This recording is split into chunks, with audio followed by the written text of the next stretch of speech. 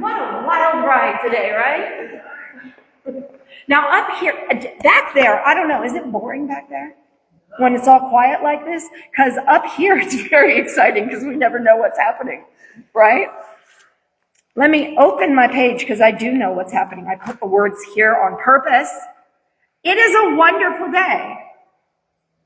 It's unpredictable and organic and really, really cool. And I like it. Who here was present for Paul's talk last week? Yeah. What'd you think? Did he rock?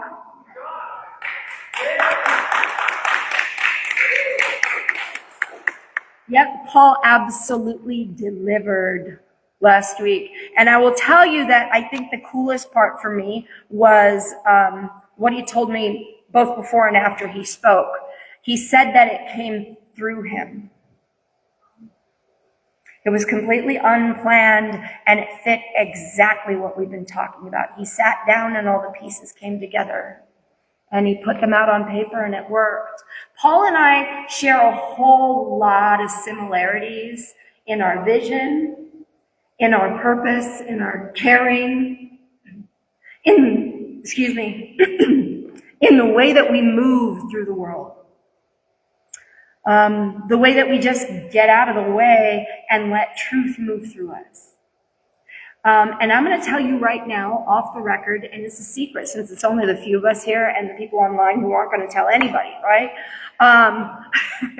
I am pulling for Paul to become an ordained minister here.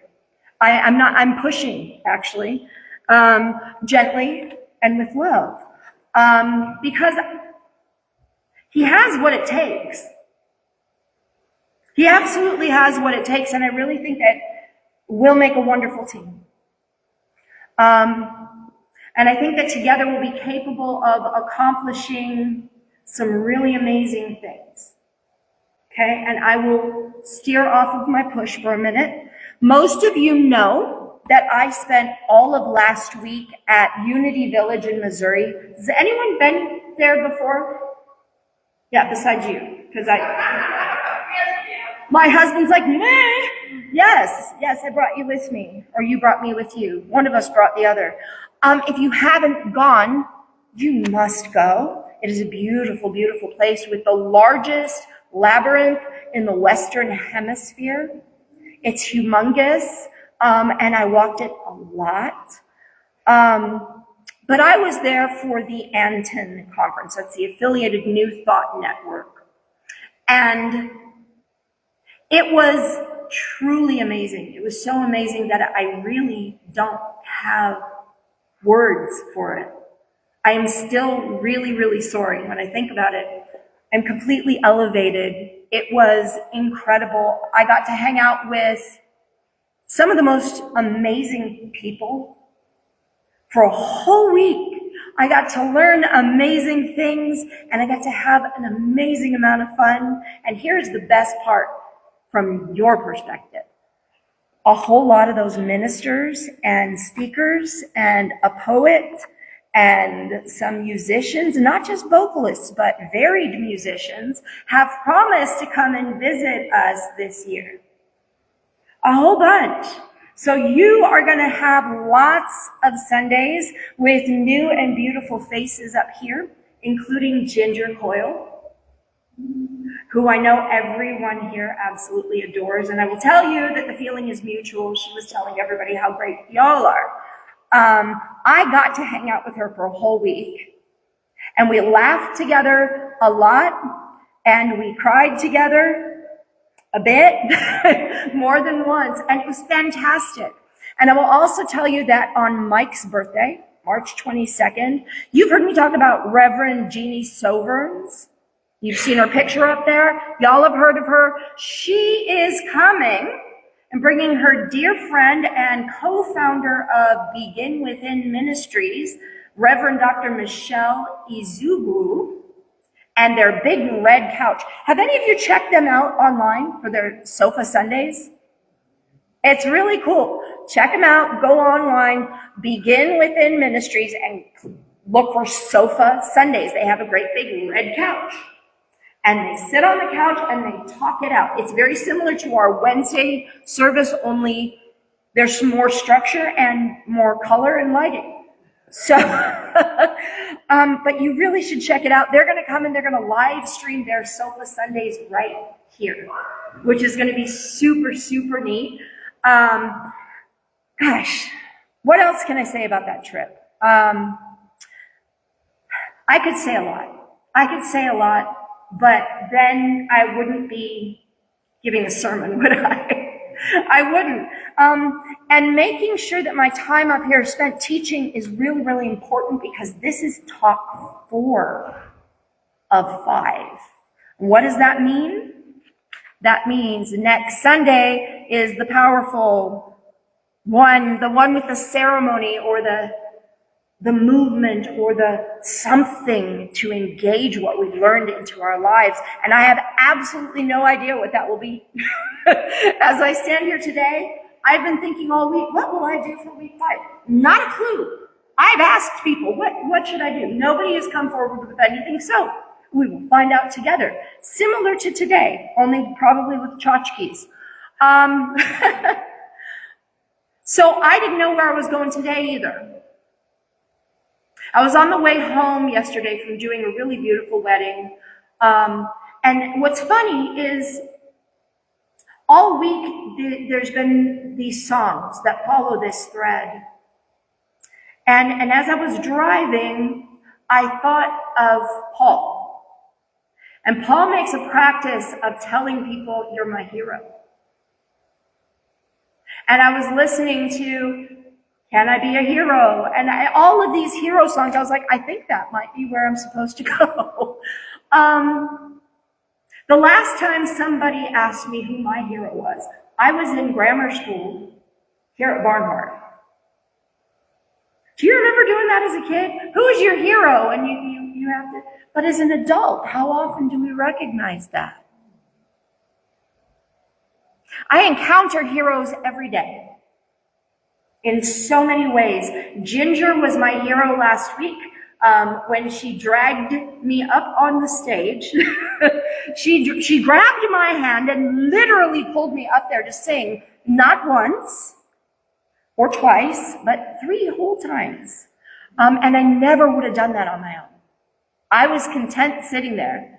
Reverend Bobby Kaiser was also my hero last week when he donned a leopard print dress and 6-inch platform stiletto shoes and a curly blonde bob and strutted his way all the way down the center aisle and took the stage as a keynote speaker and boldly challenged all of the ministers in that room by asking a very vulnerable question.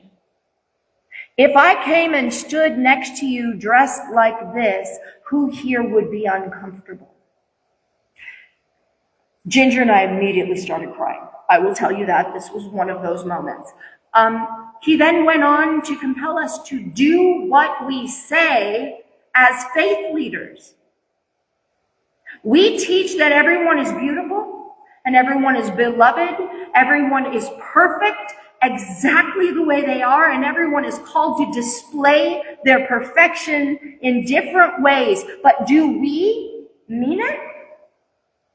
Yeah. I know that I and the people at Anton, whom I really vibe with, we absolutely mean it.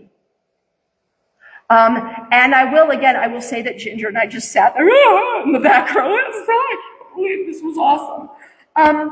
Because neither of us can understand why, and I really hope this question makes ripples, interwebs people. Why is it that people choose to condemn others over things which don't affect them in any way? Like the way they dress or who they love. Yeah, Reverend Bobby Kaiser was definitely a hero, and I was so proud of him for doing that.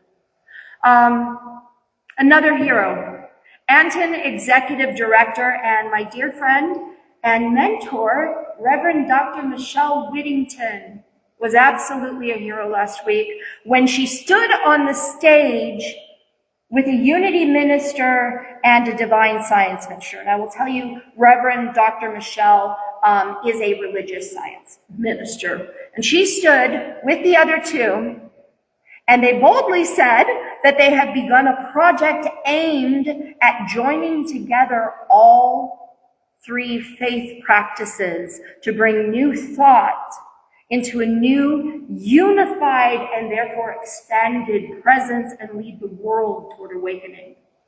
And that is a project that I immediately, while sitting in the room, emailed her to volunteer to help with. So yes, she's already reached back. And Paul was my hero last Sunday as he fearlessly stood up here and spoke from his heart. And it felt really good last night as I sat and I thought about these things to recognize all of the ways that people had touched my life. Feels really good to recognize the incredible people in your life. But how are we touching the lives of others?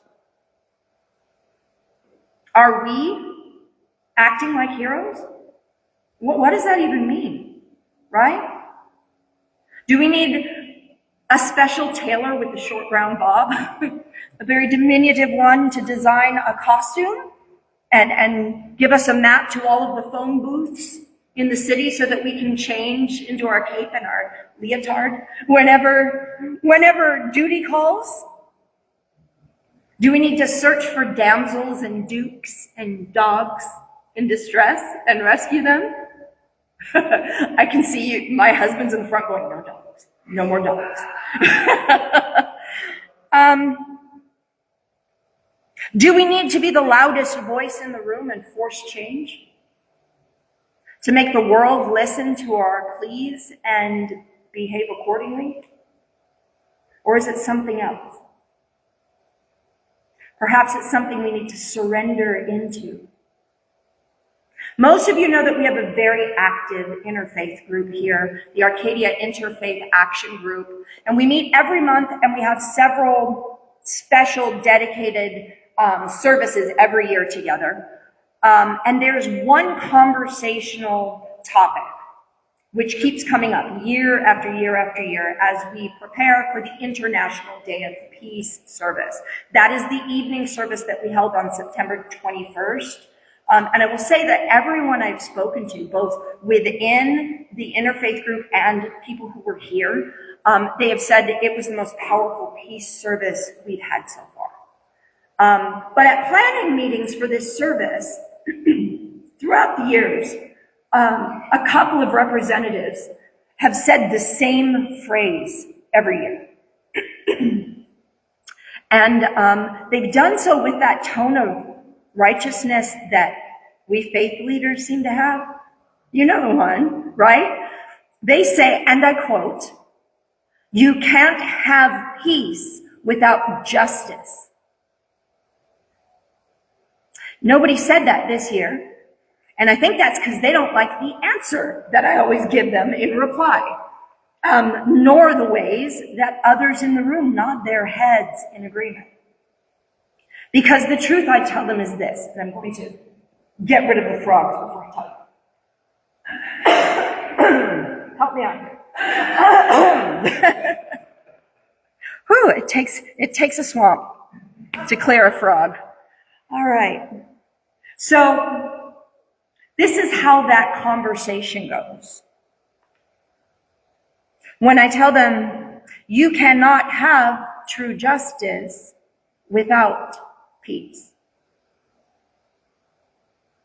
And they say, but people are wrong and they have to pay for their wrongs. We can't have peace until the people who caused the problems have been named, held accountable, and forced to pay. They can't just get away with it. We can't let them.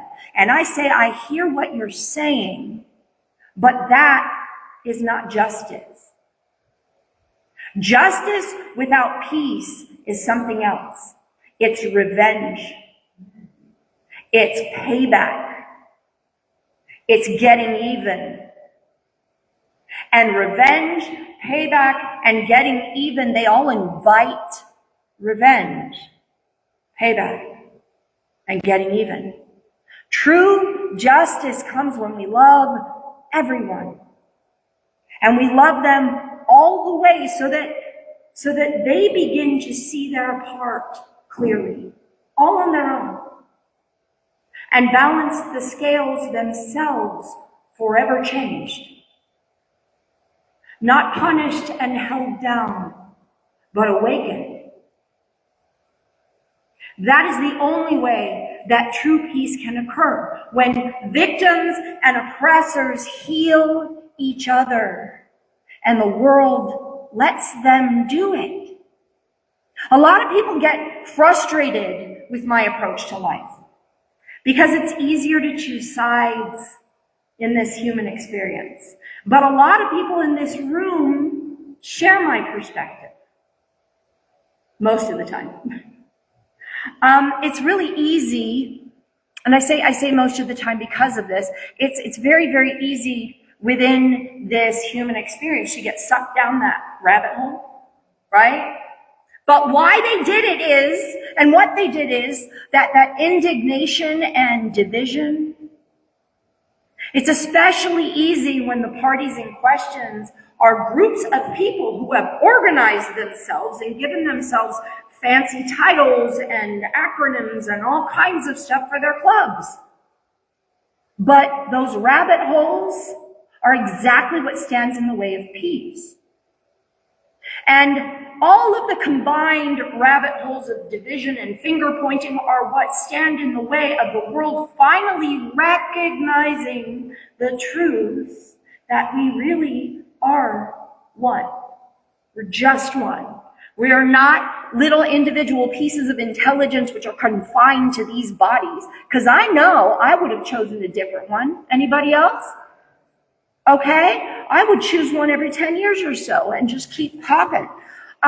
We are, in reality, one consciousness, which has forgotten. And again, it is time to remember. And I want us to begin that journey of remembering by taking a little mental trip.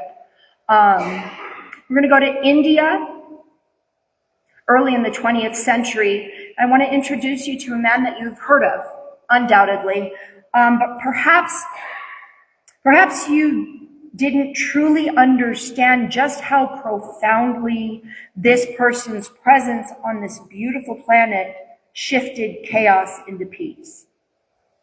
This man, named Mohandas Karamchand Gandhi, he wasn't yet the Mahatma or great soul that this world would come to know. He was just a man searching for his place in a world divided by class and by skin and by creed.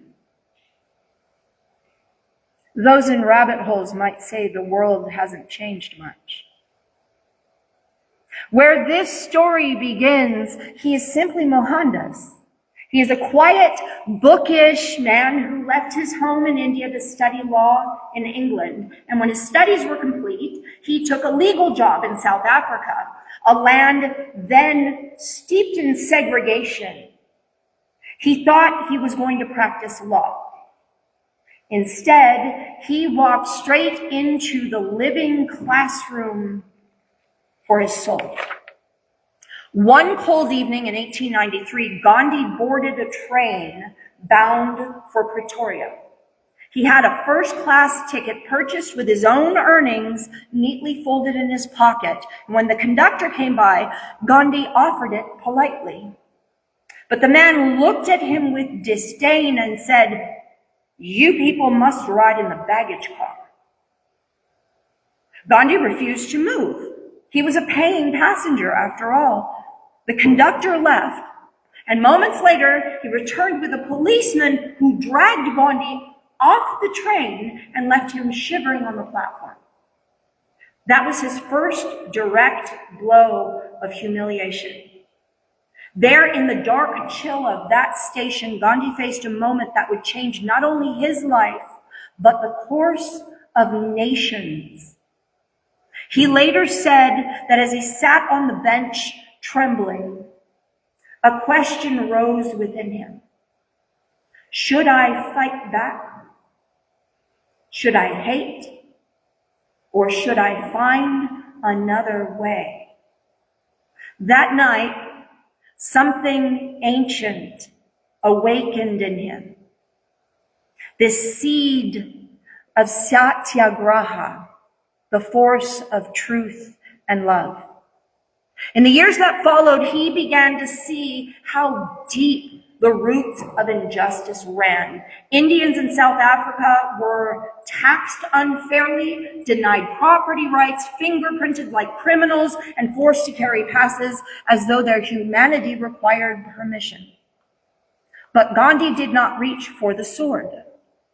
He reached for the pen, for the petition, for the heart. He gathered people into community, Hindus, Muslims, Christians, and he reminded them that the spirit could not be legislated, only remembered.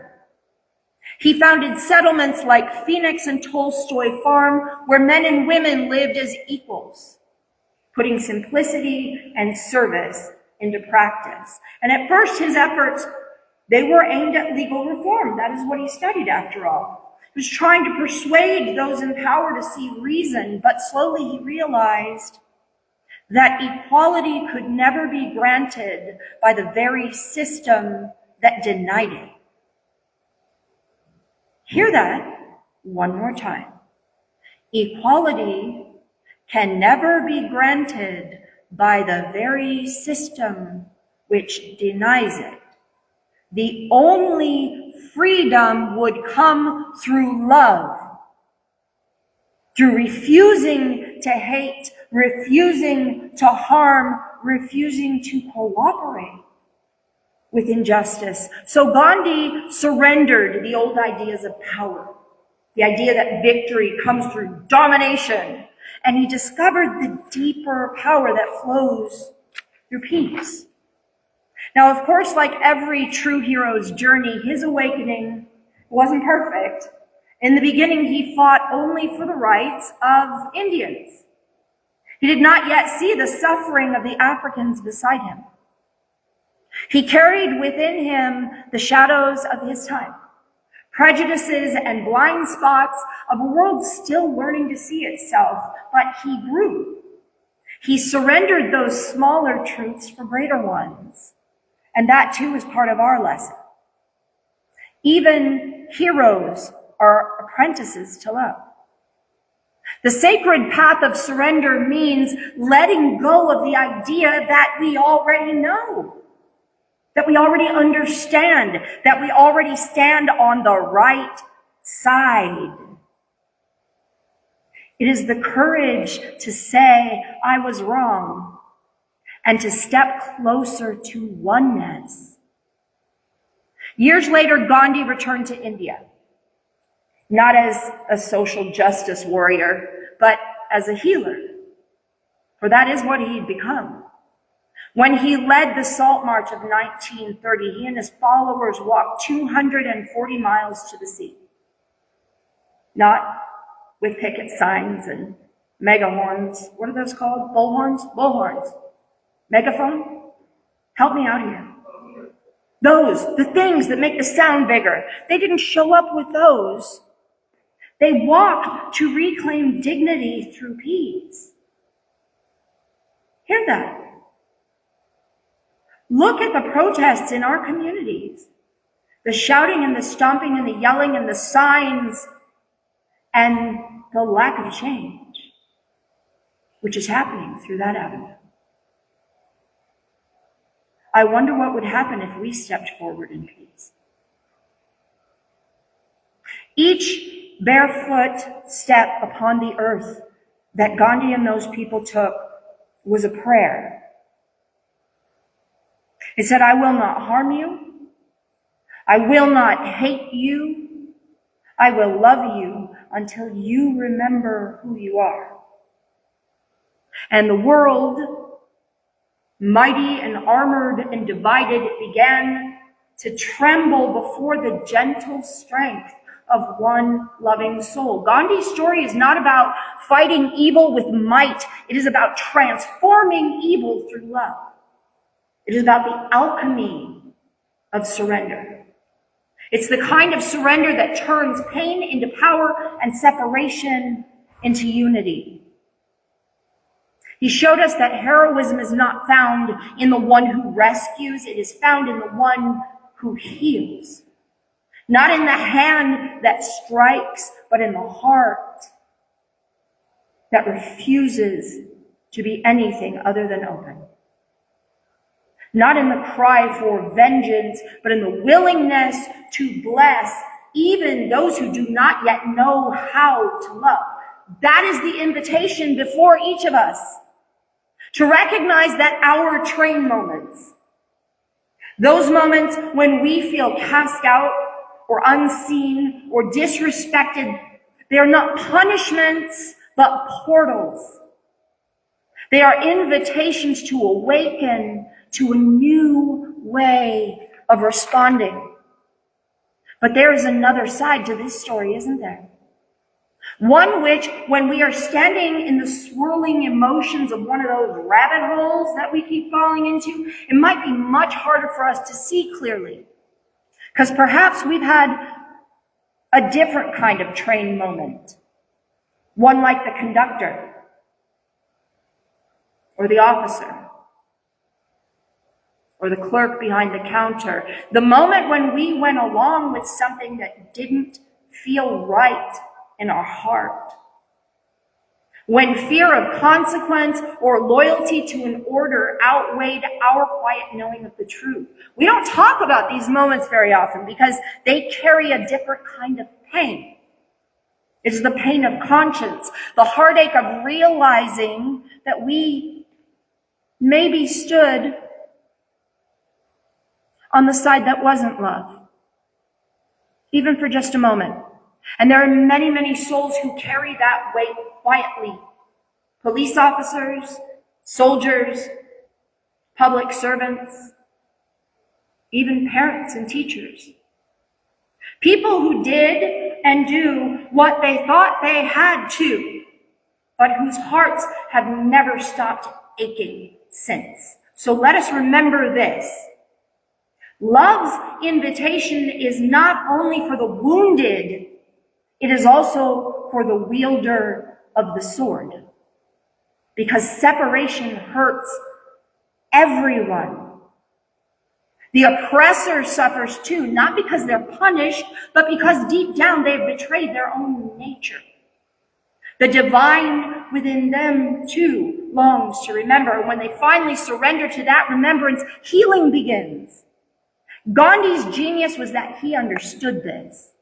He didn't aim to defeat the oppressor. He aimed to awaken the divine within the oppressor. He believed that love could restore everyone to wholeness, that justice was not about revenge, but reunion. So when we speak of surrender, it isn't about laying down our power. It's about laying down the armor that keeps us from seeing the truth. We have all, at one time or another, to any degree, from the smallest to the largest, we have all been both the cast out passenger and the conductor enforcing the rules. Be with that for a minute.